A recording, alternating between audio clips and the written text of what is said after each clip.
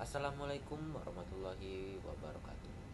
Eh, Pada video kali ini saya akan mencoba menjelaskan tentang pencemaran air tanah pada pertambangan.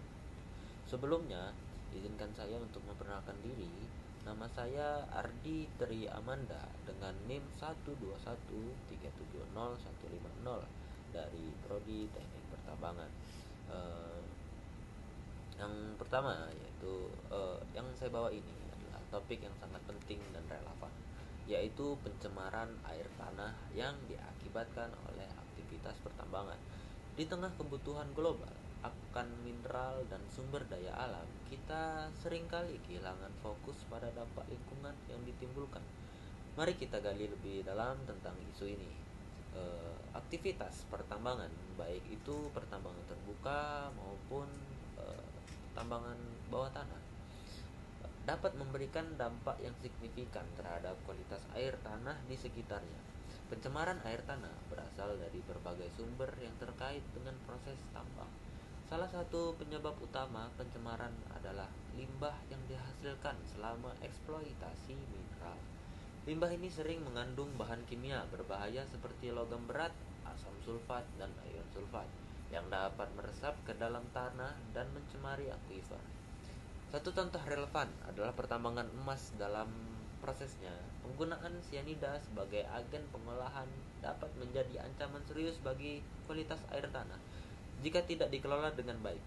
Sianida dapat bocor ke dalam tanah, mencemari air tanah, dan mengancam kesehatan masyarakat serta ekosistem lokal. Penelitian menunjukkan bahwa bahkan paparan dalam konsentrasi rendah dapat berdampak negatif pada organisme yang bergantung pada air. Selain itu, aktivitas pertambangan dapat menyebabkan perubahan fisik pada struktur tanah dan tata letak geologi. Penggalian dan penghancuran tanah dapat mengganggu aliran alami air yang berpotensi mengakibatkan erosi dan sedimentasi. Sedimen ini ketika terbawa oleh aliran air bisa membawa kontaminan ke dalam sistem air tanah, membuat situasi semakin parah. Aspek yang tidak kalah penting untuk dibahas adalah dampak sosial dari pencemaran air tanah akibat pertambangan. Komunitas yang bergantung pada sumber air tanah sebagai pasokan utama untuk kebutuhan sehari-hari, seperti pertanian dan konsumsi, sangat rentan terhadap pencemaran ini.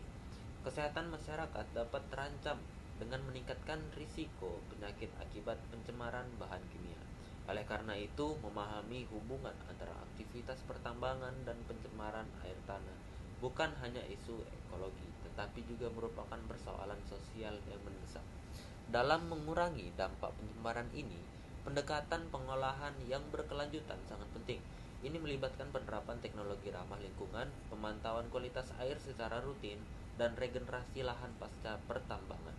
Kebijakan yang ketat dan kerjasama antara perusahaan, pemerintah, dan masyarakat juga harus ditingkatkan untuk memastikan bahwa aktivitas pertambangan tidak mengorbankan keberlanjutan sumber daya air. Akhirnya, pencemaran air tanah akibat pertambangan adalah isu yang kompleks dan memerlukan perhatian serius.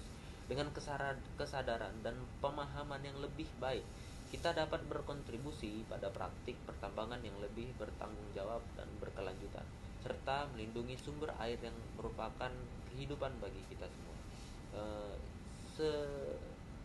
Sampai situ pembahasan yang akan saya berikan. Semoga bermanfaat bagi penonton semua dan berguna bagi penonton semua. Saya tutup. Assalamualaikum warahmatullahi wabarakatuh.